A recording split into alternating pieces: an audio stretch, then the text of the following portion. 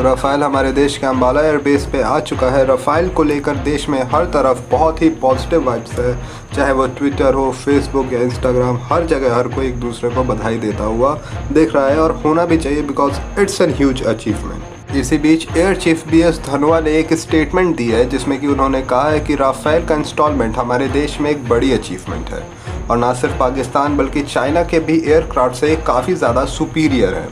उन्होंने कुछ इंसिडेंट्स को भी कोट करते हुए बताया कि अगर चाइनीज़ एयरक्राफ्ट और इक्विपमेंट्स इतने ही ट्रस्टवर्दी भरोसेमंद हैं तो फिर पाकिस्तान चाइनीज़ JF-17 की जगह अमेरिकन F-16 का यूज़ क्यों करता है as an main attacking aircraft.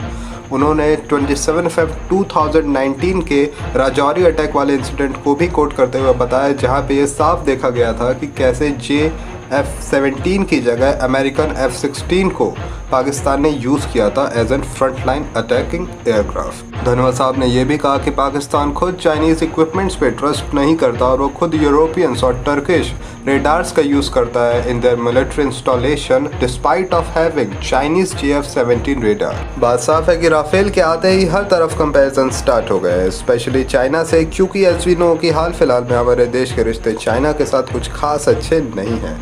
तो जब हम बात करते हैं चाइनीज़ एयरफोर्स की, जिसको कि ये पीपल्स लिबरेशन एयरफोर्स भी कहते हैं, तो बेसिकली इनके पास काफ़ी सारे एयरक्राफ्ट्स हैं जिसमें कि मेजर फाइटिंग एयरक्राफ्ट्स हैं Sukhoi Su-27, Su-30 MKK, Su-35S और शेंगडू 20।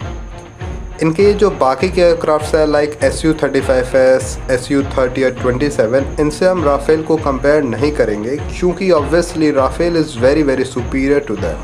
हम बात करेंगे आज शेंगडू J-20 की। J-20 चाइना का इंडिजिनस फ्रंटलाइन फाइटर जेट है। इसका प्रोडक्शन खुद चाइना ही करता है, तो वहीं राफेल को फ्रेंच कंपनी डसॉल्ट एविएशन ने बनाया है और इंडिया ने उससे ये खरीदा है।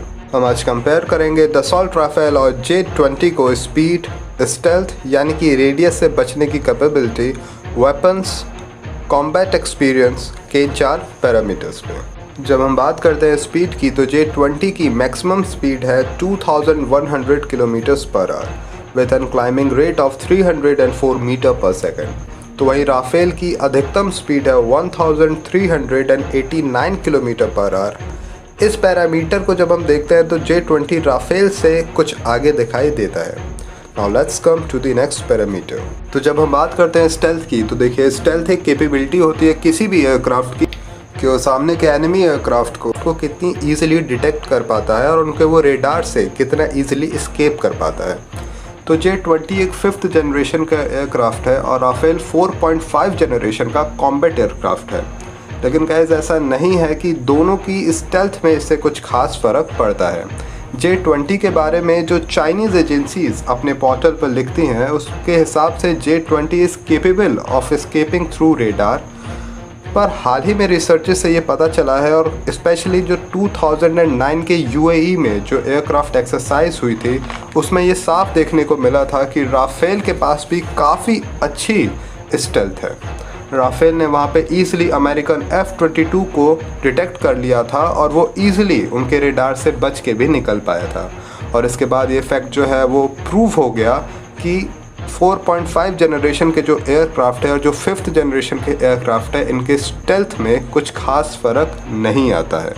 और इवन जब हम आगे बात करें तो राफेल के पास एक बहुत ही स्पेशल इनबिल्ट फीचर है स्पेक्ट्रा, जो कि स्टेल्थ की कैपेबिलिटीज़ को राफेल की काफ़ी टाइम्स ज़्यादा बढ़ा देता है और राफेल को केपेबल बनाता है to detect the most minor radar signals, जो कि J-20 में नहीं है।